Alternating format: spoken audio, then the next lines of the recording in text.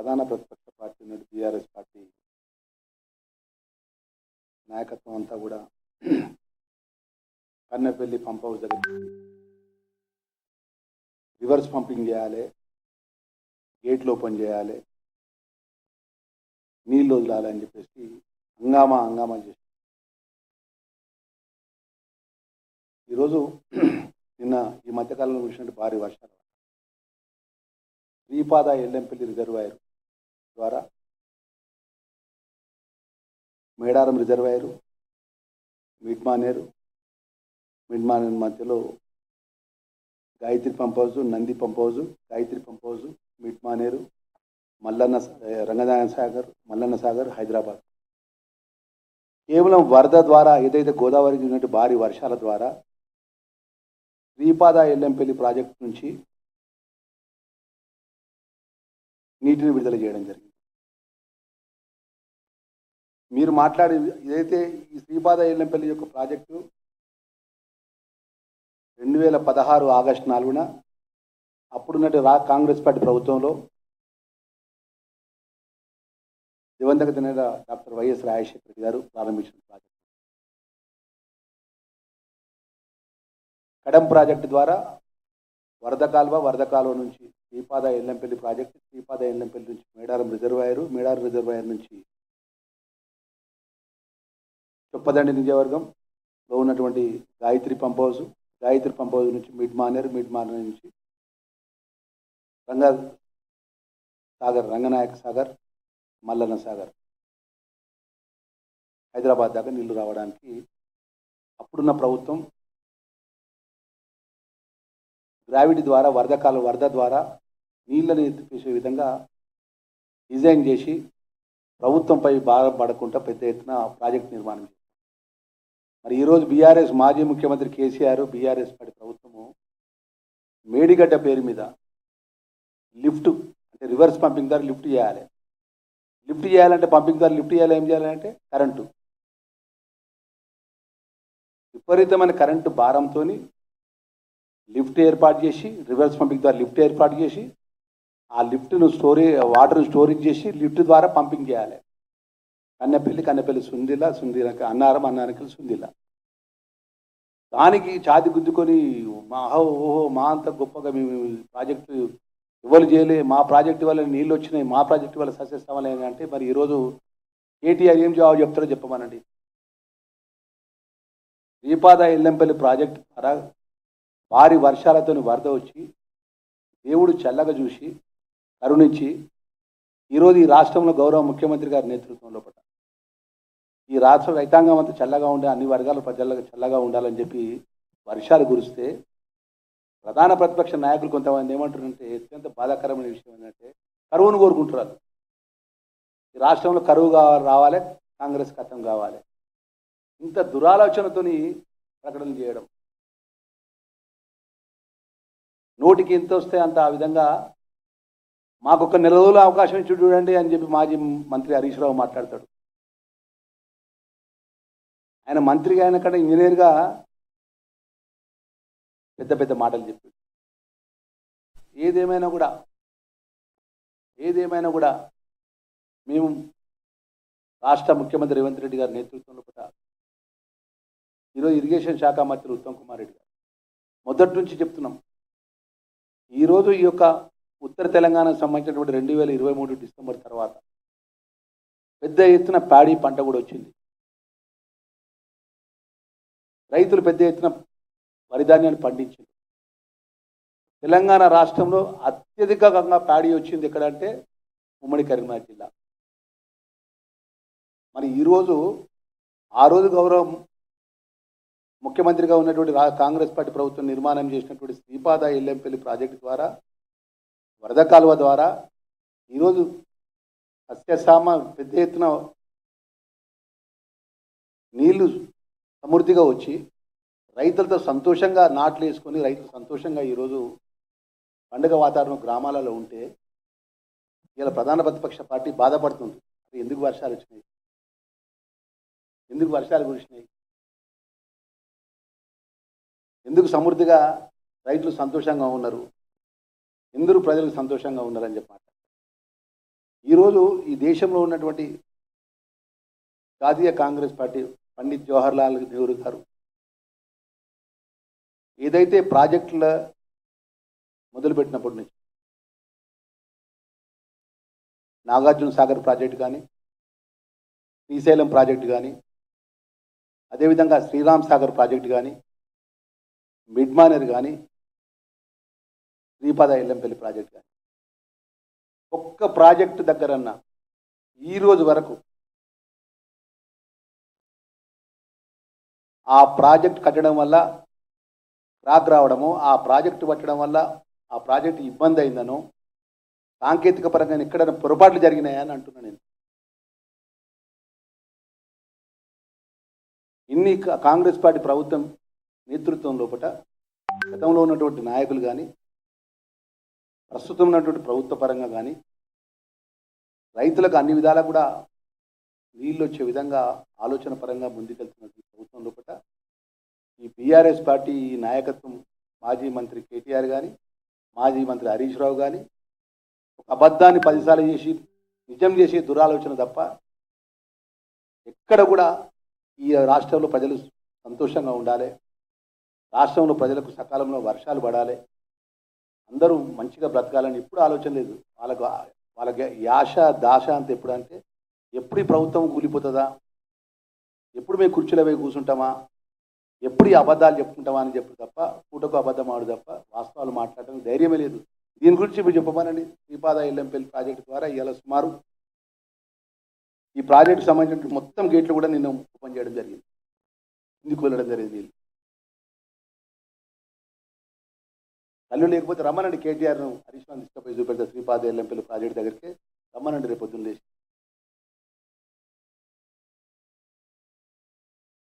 ఎలాంటి లిఫ్ట్లు లేకుండా, ఎలాంటి కరెంటుతోని భారం పడకుండా ప్రజలపై. లిఫ్ట్ అంటే కరెంటే కదండి పూర్తిగా. మరి మీరేం చేసినారు? ఇక్కడ ఆ రోజు తుమ్మిడట్టి దగ్గర గిట్ట మీరు ప్రాజెక్టు మొదలుపెట్టినట్టయితే తుమ్మిడట్టి ద్వారా జైపూర్ నుంచి ఇదే శ్రీపాద ఎల్లంపల్లి గిట్ట వచ్చినట్టయితే మేడిగడ్డ అవసరమే లేదండి. నేను చెప్తున్నాను, నేను ఆ జిల్లా వాసిగా, ఆ జిల్లాలో పుట్టిన బిడ్డగా, ఆ జిల్లాలో ఒక రైతు కుటుంబంకి ఒక ప్రాంతంకి వచ్చిన వ్యక్తిగా నేను చెప్తున్నా. ఆ రోజు తుమ్మడెట్టి దగ్గర గిట్ట వీళ్ళు టీఆర్ఎస్ పార్టీ ప్రభుత్వం అధికారంలో ఉన్న రోజు, మాజీ ముఖ్యమంత్రి కేసీఆర్ అధికారంలో ఉన్న రోజు, ఈ హరీష్ రావు ఇరిగేషన్ మంత్రి ఉన్నప్పుడు, ఈ కేటీఆర్ ఈ ప్రభుత్వం వీళ్ళ ప్రభుత్వం ఉన్నప్పుడు గిట్ట తుమ్మడెట్టి దగ్గర నుంచి సుమారు 15,000 కోట్ల రూపాయల పనులు పూర్తయింది తుమ్మడెట్టి దగ్గర నుంచి. ఆ తుమ్మడెట్టి దగ్గర పూర్తయినటువంటి ఆ గ్రావిటీ ద్వారా జైపూర్ చెరువు ఉంటుందండి, చెన్నూరు కాన్స్టిట్యూన్సీ. జైపూర్ చెరువు ద్వారా నుంచి డైరెక్ట్ శ్రీపాద ఎల్లంపల్లి గిట్ట నీళ్ళు వదిలినట్టయితే ఓన్లీ జైపూర్ ఒక దగ్గరనే నీకు లిఫ్ట్ అవసరం. డైరెక్ట్ శ్రీపాద ఎల్లంపల్లి పడితే శ్రీపాద ఎల్లంపల్లి నుంచి మేడారం రిజర్వాయర్ ఎక్కడున్నది? ధర్మపురి నియోజకవర్గం, నా నియోజకవర్గంలో. మేడారం రిజర్వాయర్ నుంచి Choppadandi Gayatri pump house, Gayatri pump house నుంచి మిడ్మానేర్ నుంచి దొరగారి ప్రాంతం, హరీష్ రావు గారి ప్రాంతాన్ని నీళ్ళు, హరీష్ రావు ప్రాంతానికి వెళ్ళి మళ్ళీ ఇంకో దొరగారి కేసీఆర్ ప్రాంతాన్ని నీళ్ళు, అక్కడి నుంచి హైదరాబాద్. ఆ విధంగా దేశంలో రాష్ట్రంలో ఉన్నటువంటి ఇంజనీరింగ్ నిపుణులు నివేదిక ఇచ్చినా కూడా వారి కకృత కమిషన్ల కోసం ఈ లిఫ్ట్లు ఏర్పాటు చేసుకొని మేడిగడ్డకు పోతే 3 ఇంకా 2 లేదు, అన్నారం కోటి లిఫ్ట్ కట్టచ్చు, ఇందులో కాడ లిఫ్ట్ కట్టచ్చు. లిఫ్ట్ పెడితే ఏమైతే 1,000 కోట్ల రూపాయల మిషన్లు తీసుకురావాలి. ఆ మిషన్ల ద్వారా కమిషన్ కకృతి సంపాదించుకోవాలి, అక్రమ సంపాదన. కూలిపోయిన కూలేశ్వరం వాళ్ళ హయాంలో జరిగింది కదా. ఆ రోజు మీరందరూ సాక్ష్యం, ఇక్కడ మీడియా మిత్రులు, ప్రధాన ప్రతిపక్ష పార్టీని ఎన్నడన్నా కాళేశ్వరం ప్రాజెక్టు దగ్గరికి కొనిచ్చిల్లా? ప్రధాన ప్రతిపక్ష నాయకుడిగా బట్టి విక్రమార్క ఉన్నాడు. బట్టి విక్రమార్కతో మేమందరం ప్రధాన ప్రతిపక్ష నాయకుడిగా మేమందరం చలో కాళేశ్వరం ప్రాజెక్ట్ అంటే మమ్మల్ని అందరూ భూపాలపల్లి ఇక్కడ ఆపేషన్ పోలీస్ పర్మనెంట్ పికెటింగ్ పెట్టిందండి కాళేశ్వరం ప్రాజెక్ట్ ఇక్కడ ఎవరు చూడకుండా. మొన్న ప్రధాన ప్రతిపక్ష పార్టీగా మీరు పోయిండు, మీ బీఆర్ఎస్ పార్టీ నాయకుడు కేటీఆర్ పోయిండు. ప్రభుత్వం అనుమతి ఇచ్చింది. మీ పార్టీ నాయకత్వం పోతుంది, ముఖ్య నాయకులందరూ. మరి ఏ రోజైనా మీరు అనుమతి ఇచ్చిందా? ప్రధాన ప్రతిపక్ష నాయకుడిగా ఉన్నటువంటి అప్పుడున్నటువంటి కాంగ్రెస్ పార్టీ ప్రభుత్వంలో ఉన్నటువంటి మీ ప్రభుత్వంలో కాంగ్రెస్ పార్టీ మీరు అవకాశం ఇచ్చిందా? ప్రధాన ప్రతిపక్ష కాళేశ్వరం ప్రాజెక్టు నిర్మాణం కాడికి పోతుంటే ప్రధాన ప్రతిపక్ష పార్టీ కాంగ్రెస్ పార్టీ నాయకత్వాన్ని, కాంగ్రెస్ పార్టీని అనుమతి ఇవ్వకపోగా కోట్లాది రూపాయలకు ప్రకృతి పడి కాళేశ్వరం ప్రాజెక్టు పడితే కాళేశ్వరం ప్రాజెక్టు కూలిపోయి, మీ హయాంలో కూలిపోయి, మీ ప్రభుత్వంలో ఉన్నప్పుడు కూలిపోతే, మీరు కారకులైతే, మీ ప్రభుత్వం కారకులైతే దాని మీద నివేదిక తెప్పించి నివేదిక ద్వారా రాష్ట్రంలో ఉన్నటువంటి క్యాబినెట్లో క్యాబినెట్ పరంగా పెట్టి, అదేవిధంగా అసెంబ్లీలో పెట్టి అసెంబ్లీలో చర్చ పెట్టినాం దాని మీద. కాళేశ్వరం ప్రాజెక్టు కూలిపోయిన దాని మీద ఉన్నప్పుడు నివేదిక రిటైర్డ్ జడ్జి గారు ఇచ్చినటువంటి నివేదిక ద్వారా అసెంబ్లీలో చర్చ పెడితే మీ బీఆర్ఎస్ పార్టీ నాయకత్వం అంతా కూడా ఎందుకు జవాబు చెప్పాలి? చర్చలు ఎందుకు పాల్గొనాలి? ప్రజలు, తెలంగాణ ప్రజలకు తెలియజేయాలి కదా. మీరే ఇంజనీర్లు, మీరే డిజైన్ చేస్తారు, మీరే అన్ని కళలు కూడా మీ దగ్గరనే ఉన్నాయి టీఆర్ఎస్ పార్టీ నాయకత్వాన్ని. ఈరోజు దీనికి ఏమి జవాబు చెప్తారో చెప్పమని. మొన్నటి వరకు ఏం మాట్లాడారు టీఆర్ఎస్ పార్టీ వాళ్ళు?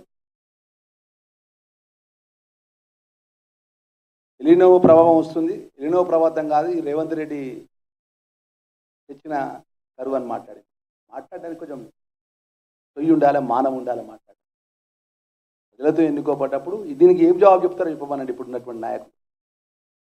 మొన్నటి వరకు కన్నెపల్లి పంప్ హౌస్ కాడికి పోయింది కొంతమంది, ఇంకెక్కడికో ఆహా ఓహో అనుకుంటే పోయి వాళ్ళకు ఉన్నటువంటి భజనా పార్లను తీసుకొని అట్టహాసంగా 10 కార్లు, 20 కార్లు, 100 కార్లు కాన్వాయిలు పెట్టుకొని వెళ్ళి కదా. మరి రైతులకు, తెలంగాణ రైతాంగానికి ఏం జవాబు చెప్తారో చెప్పండి. మీలాంటి నీచనంగా మేము ఆలోచన చేయం. మా ప్రభుత్వం, గౌరవ ముఖ్యమంత్రి గారు రేవంత్ రెడ్డి, ప్రజలు మంచిగా ఉండాలి, రైతాంగం మంచిగా ఉండాలి, అన్ని వర్గాలు ప్రజలు మంచిగా ఉండాలని కోరుకుంటాం. మీలాగా వర్షాలు రావద్దు, ఈ ప్రభుత్వానికి కరువు రావాలి, ఈ కరువుకు రేవంత్ రెడ్డి గారిని ఆస్వాదించాలి, రేవంత్ రెడ్డి ప్రభుత్వాన్ని బదనాం చేయాలి. నేను చెప్పింది వాస్తవం కాదో హరీష్ రావు గారిని, కేటీఆర్ గారు ఒక్కసారి గుర్తు తెచ్చుకోమని. తుమ్మడి అట్టి యొక్క ప్రాజెక్టు పేరు ఏం ప్రాజెక్టు తెలుసా అండి? డాక్టర్ బిఆర్ అంబేద్కర్ గారి పేరు నామకరణం చేసిన ప్రాజెక్ట్ అది. డాక్టర్ బిఆర్ అంబేద్కర్ రాజ్యాంగ నిర్మాత, ఇలా తెలంగాణ రాష్ట్రం రావడానికి కారకుడైన మహోన్నతమైన మహనీయుడి యొక్క పేరున్న ప్రాజెక్టును పక్కకు పెట్టి ఓన్లీ వారి యొక్క కమిషన్ల కోసం, కక్కుర్తు కోసం పోయి మేడిగడ్డ అక్కడ ప్రాజెక్టు మొదలుపెట్టింది తప్ప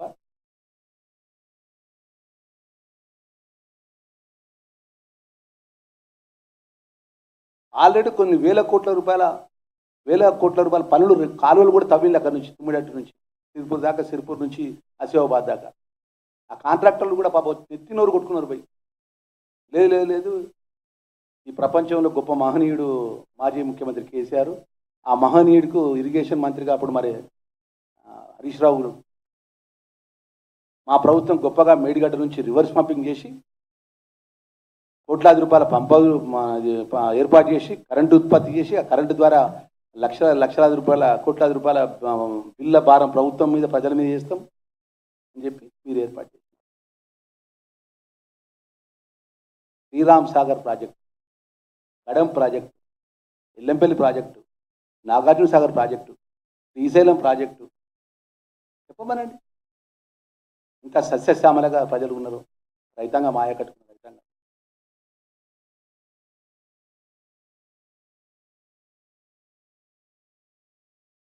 వరద వస్తే దేవుడు చల్లగా చూసి వరద వస్తే, వర్షాలు వస్తే, వర్షాల ద్వారా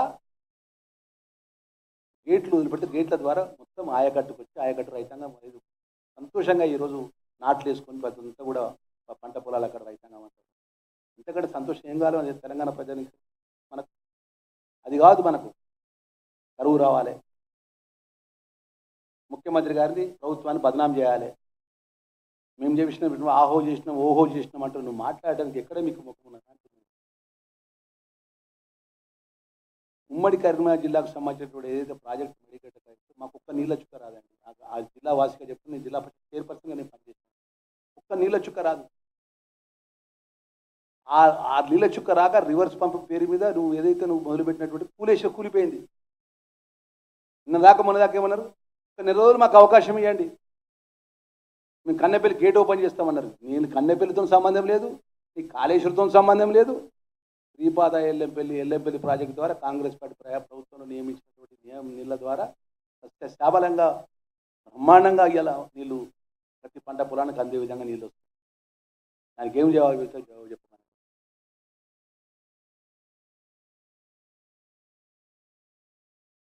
ఇలా మీరు అనుకుంటున్నారు కావచ్చు, కానీ ఇప్పుడు కూడా మీరు చెడునే కోరుకుంటారు, మంచిని కోరుకోరు. మీరు మీకు ఎక్కడ ఎప్పుడు ఉందంటే ముచ్చటగా మూడోసారి మేము ప్రభుత్వంలోకి వస్తాం, ఈ రాష్ట్రాన్ని మేము పెద్ద ఉద్ధరిస్తాం అనుకున్నారు, కానీ ప్రజలు అన్నీ గమనిస్తారు.